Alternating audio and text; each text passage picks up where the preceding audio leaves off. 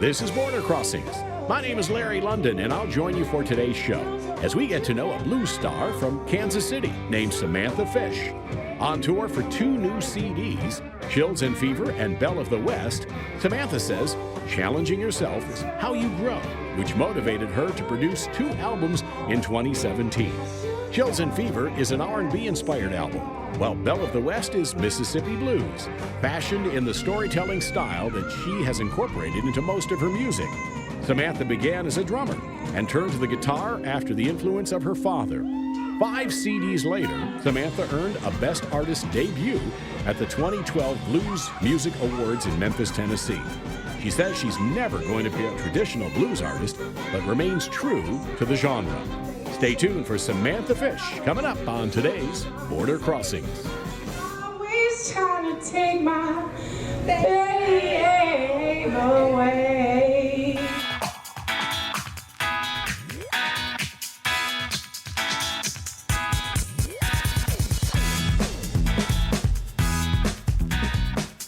Hi, I'm Larry London. Welcome to Border Crossings. Today, we welcome to our studios and to Washington, D.C., the Belle of the West. She's here, and she's got a blues album out. In fact, she's got 2 blues albums out in 1 year. Samantha Fish is joining us today on The Voice of America. Welcome. Thank you. It's great to have you here. Now, that's quite ambitious to have 2 albums in the same year. I know, my record label's crazy.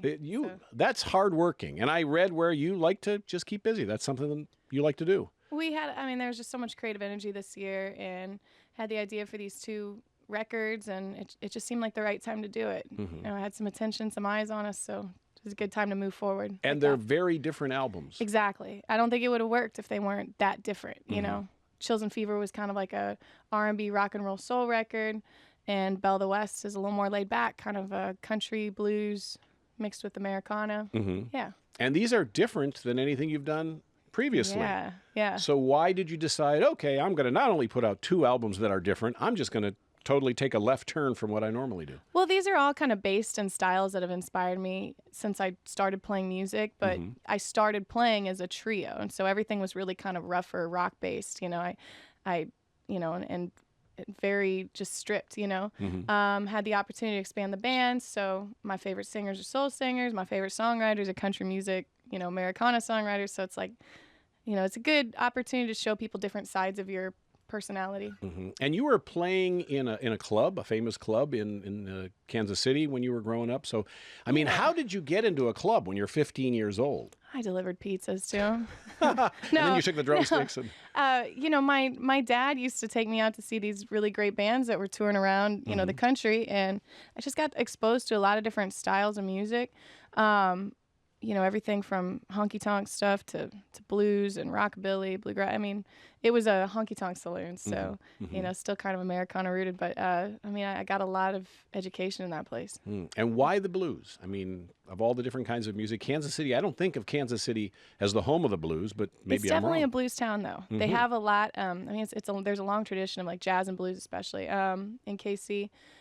I think I just connected the dots. You know, when I started playing guitar, I was into classic rock, and I was like, well, who inspired Keith Richards? And I was like, oh, okay.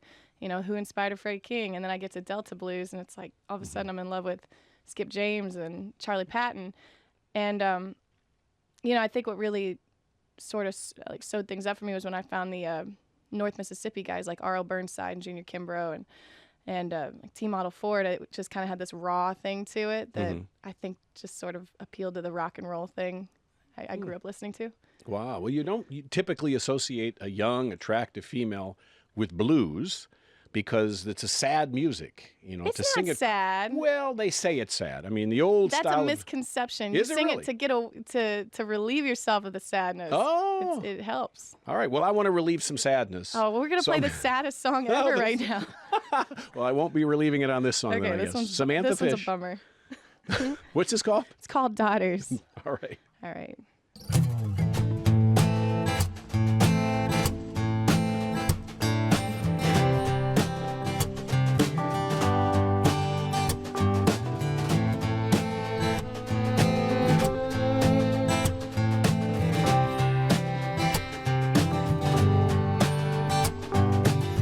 They made their way down to Lafayette, living off of candy bars and cigarettes. cigarettes.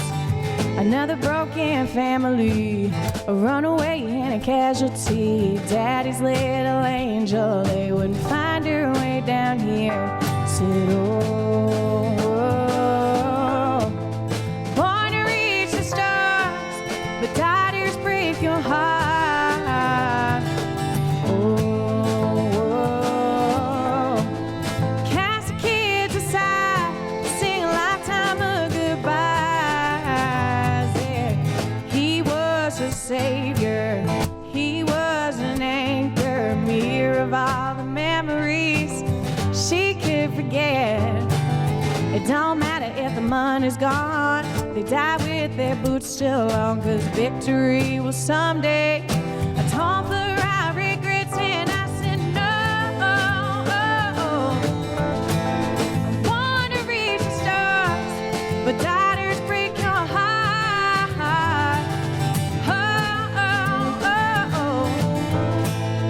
Cast the kids aside, sing a lifetime of goodbyes. Yeah.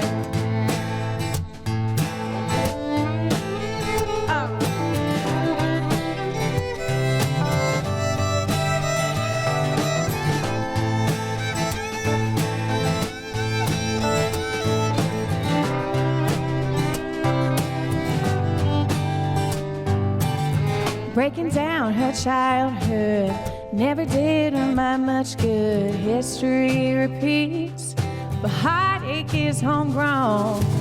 They let out of Arkansas, a rebel child with a motive flaw. Love felt like a lie till he came along, and I said no. Want to reach the stars, but daughters break your heart.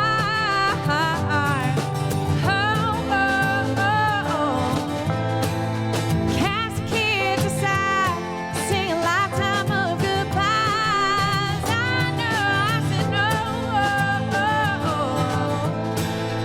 Want to reach the stars, but daughters break your heart. I know, I said no. Cast the kids aside, sing a lifetime of goodbyes. Yeah.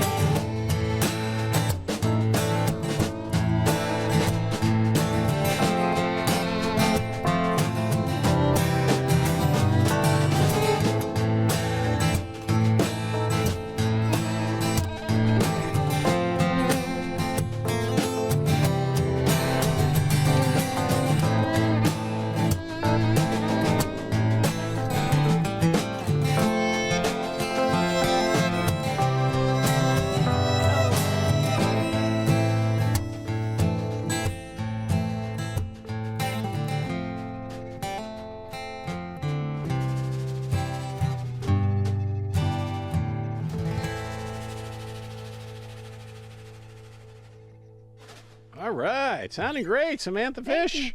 Live here on Border Crossings. Not sad at all. That wasn't sad. Nuts. I don't feel sad. I feel happy. See, I told you. So, what is Mississippi blues? I mean, you had mentioned that this album is Mississippi blues style. What does that mean? Well, we recorded it in North Mississippi around Coldwater. This is Jim Dickinson's old place, the Zebra Ranch studio. Luther and Cody Dickinson of the North Mississippi All-Stars are really running the studio now. And we brought in Jimbo Mathis, who's like a famous North Mississippi Memphis area musician, Lightning Malcolm. You know, to me, I mean, Mississippi blues is a lot of things. I mean, it's the oldest form of blues music. Is where I really feel like the blues is born in Mississippi. And so you got Delta, you know, and then the more, you know, the recent stylings of it, you know, like I think of R.L. Burnside and Junior Kimbrough, which is really this kind of trance drone thing that they do. You know, there's not a lot of chord changes. Some of the chord changes are implied, but to me, there's something so natural and organic and earthy about it.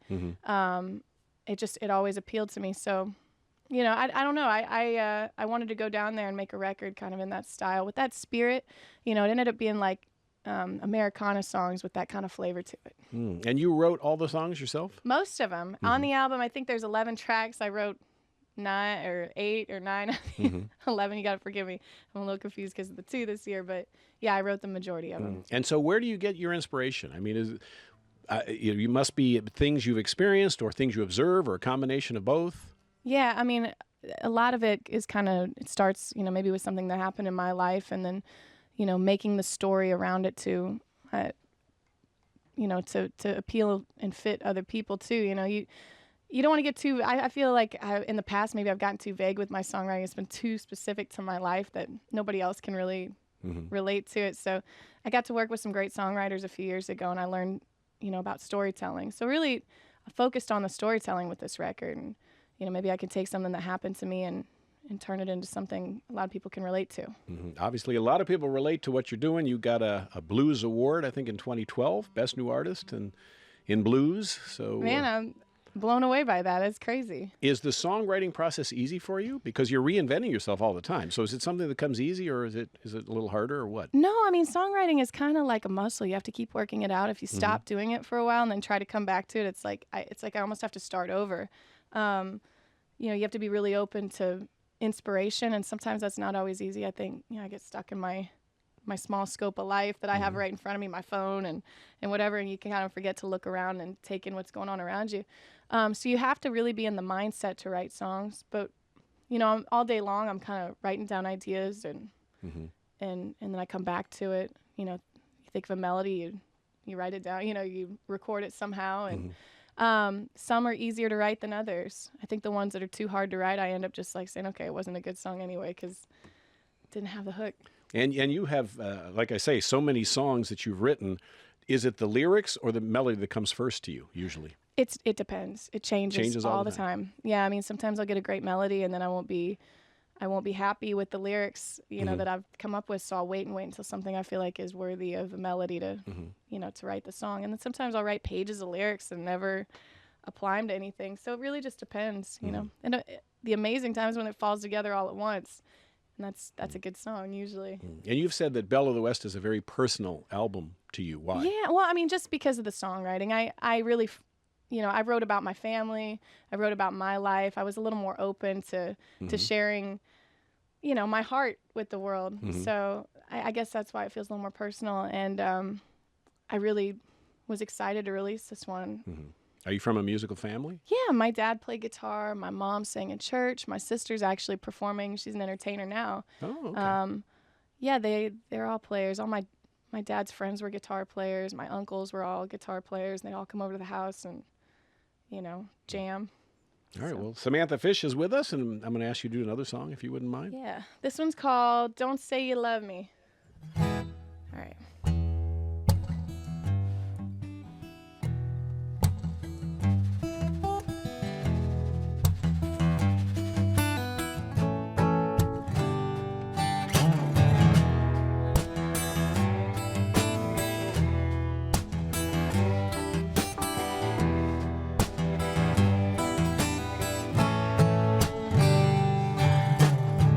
You promised to take me in, so righteous and innocent, but my last confession had something to do with you. Live your life while I hallucinate, preach a lie, I live out my faith. You know these days all I think about is you.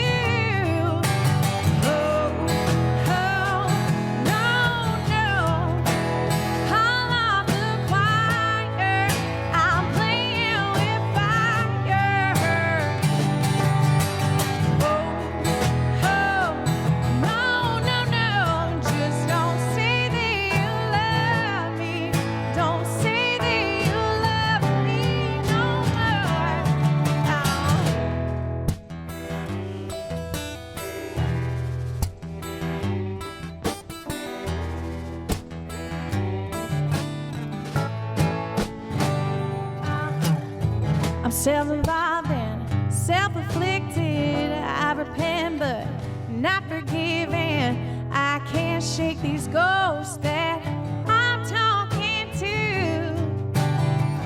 It's a penance I can't pay, a conviction I betrayed. Oh, only for you know.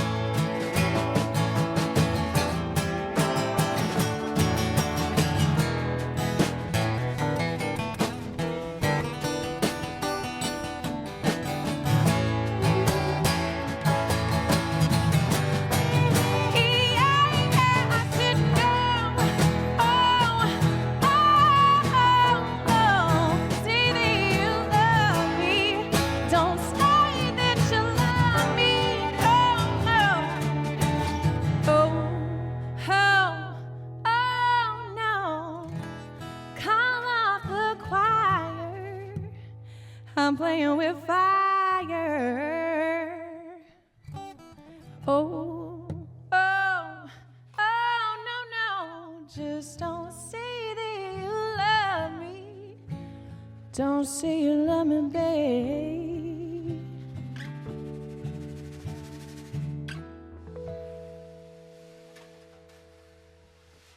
Woo! Yeah.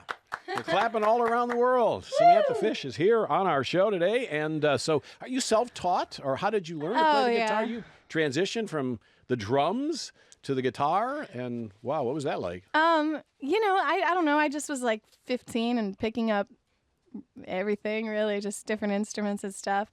I started, I guess, playing drums when I was 13, and I don't know why I picked up the guitar. I think because my dad and my sister were doing it. It looked like fun.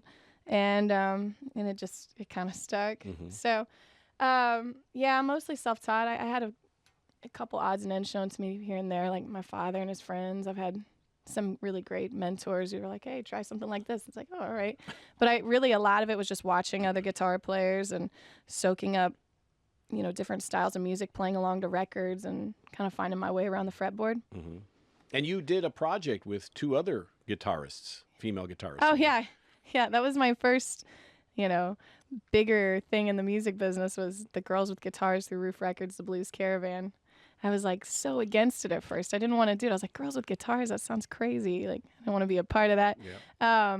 But it actually turned out to be a really cool thing. The girls were like really talented. We went to Europe, played all over the place, made a couple records, and I mean, it was a whole girl power thing, you know. Could have been girls with drums. Could have been. Could have been. Could have been. We had a French guy with us who played the drums. He was awesome. And so this album is an acoustic guitar type sound, right? I mean, you're using the acoustic guitar more so than you would typically. Yeah, I mean, we call it like semi-acoustic because there's still like, you know, guitar solos and electric guitar on the record. I think we set out to make an acoustic record, but like anything, it's like, the guitar kind of made its way. Right, right. Because I always think of the electric guitar when I think of the blues, like Eric Clapton or B.B. King or that style. There's always that electric guitar component. So this is kind of a little different, or a lot different. Well, I mean, acoustic blues is even older than the electric blues, you know. And I guess that's kind of where the love for Mississippi came into play because there's a lot of old school acoustic Mississippi blues records. And so you got a chance to play, whether it was planned or surprise, with Buddy Guy. So tell me that story.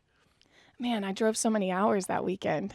We started in Davenport. His son called, and I've known his son for years because we've been playing up at the Buddy Guy's Legends in Chicago, and Greg, you know, kind of facilitates booking, and he runs that place. And he said, hey, if you can make it back to Sunday, or for Sunday, you should play with my dad at the Voodoo Lounge in Kansas City. And we had like Davenport, and then the next day a gig in Thunder Bay, Ontario, and then Kansas City. So we drove all the way through the night to get to Thunder Bay, played the show, got in the car, drove all the way back to Kansas City.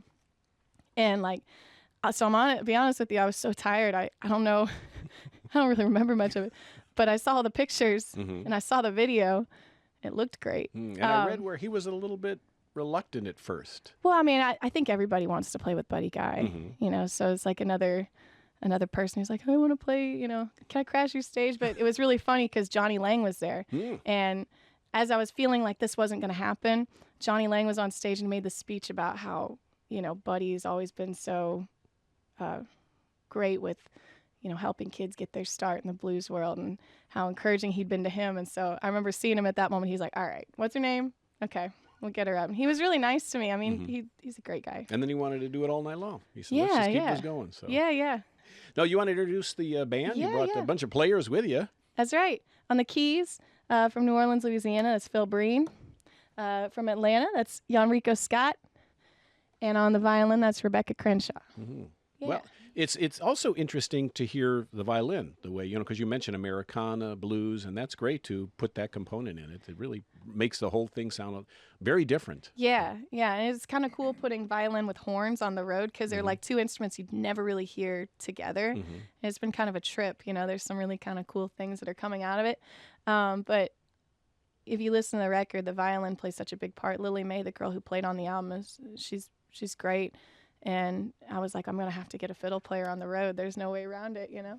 And, you know, to do blues, you have to really love that kind of music. You have to love the genre of music because it's hard to get radio play to get, to be on the radio with blues. It's such a specialized style of music. Yeah, exactly. It's kind of like in the mainstream world, I think the blues people just automatically think, oh, it's a specific thing, But really, to me, it's become such a big umbrella term.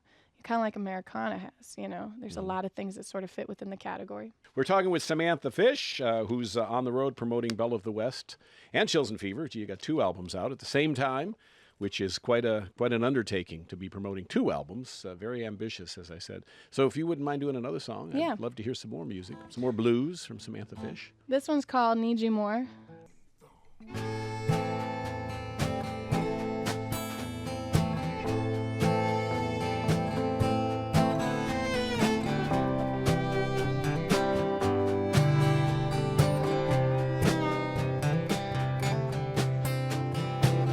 Another bar, another hotel room. I thought maybe you'd be calling soon.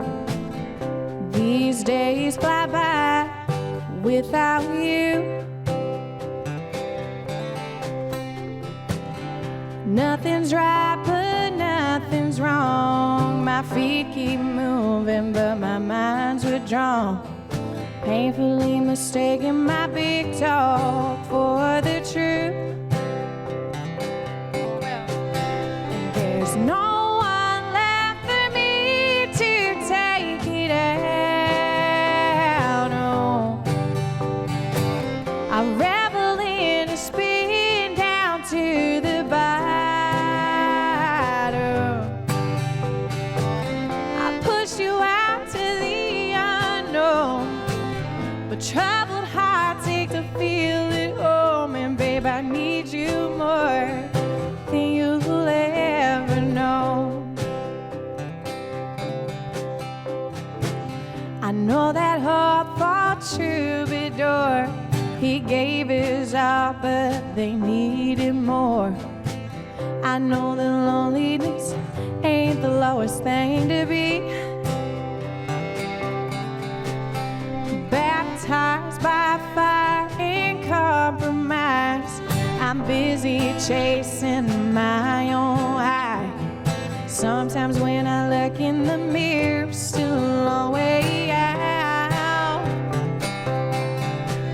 And there's no one left for me to take it out on. I revel in the spin down to the bottom.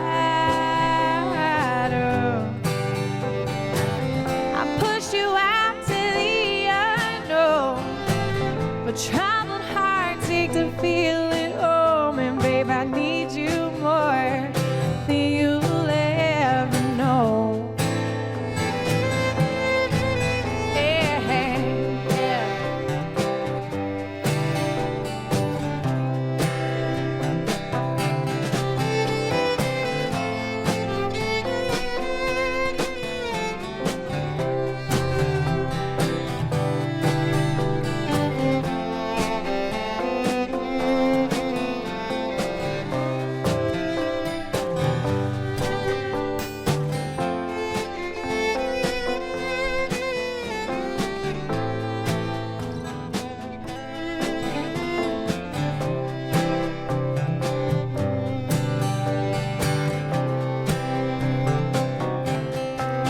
And there's no one left for me to take it out on. I revel in the spin down to the bottom. I pushed you out to the unknown, but troubled hearts take to feel at home. And babe, I need you more than you'll ever know. Said I need you more than you'll ever know. Oh, I need you more than you'll ever know. Sounding great. Samantha Fish, live here on the Voice of America. So this all started for your first album was, 2009, I think. Yeah. Yeah, and so now we're on album 5, and you're still a very young. This is still a young part of your career, even though you've accomplished so much in a short amount of time. Well, thank you for coming on the show. And if people want to find you on your website, and where would they go? What's the website, social media? How do people find you? SamanthaFish.com. And then I'm on Facebook, I'm on Twitter, Instagram. I think I'm on Snapchat. I never use it. They laugh me up. Somebody's doing it for you. I play with the filters all day in the van, but I never take any pictures. So, but yeah, I'm all over. I'm all over the internet. Well, congratulations on all the great success so far, and there's much, much more to come, I'm sure, in the future. Belle of the West is the name of the new album, and of course, Chills and Fever, the other new album. So thank you, Samantha Fish. Thank you. Thanks for having me. You're watching Border Crossings. I'm Larry London. Thanks for tuning into VOA TV.